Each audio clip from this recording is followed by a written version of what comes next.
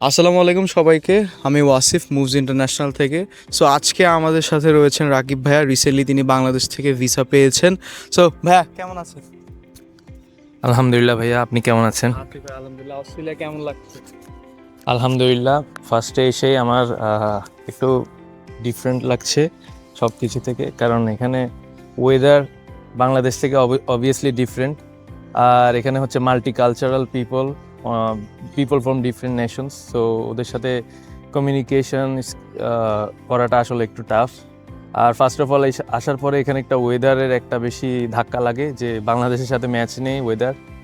So overall বলতে গেলে খারাপ লাগছে, কারণ এখানে ফিলিং করছি আমি লোনলি, কারণ আমার সবাই বাংলাদেশে। অ্যান্ড তবে বলতে গেলে সুন্দর, অস্ট্রেলিয়া সব দিক থেকে সুন্দর। এখানে ট্রান্সপোর্টেশন, এখানের সুযোগ সুবিধা, তারপরে জব সেক্টর সব কিছুই অনেক আপডেটেড। অ্যান্ড আমি বলবো অস্ট্রেলিয়া লাইফ স্টার্টের জন্য খুবই ভালো। ছিল বাংলাদেশ থেকে অস্ট্রেলিয়া আসাটা ওয়ার্থ ইট ছিল বলতে আমার ফার্স্ট অফ অল আমার কাছে মনে হচ্ছে হ্যাঁ, অবশ্যই ওয়ার্থ ইট।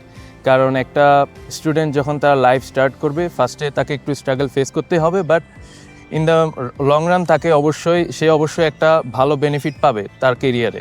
এটা আমি মনে করি অস্ট্রেলিয়া একটা খুবই good choice for starting a career for a student.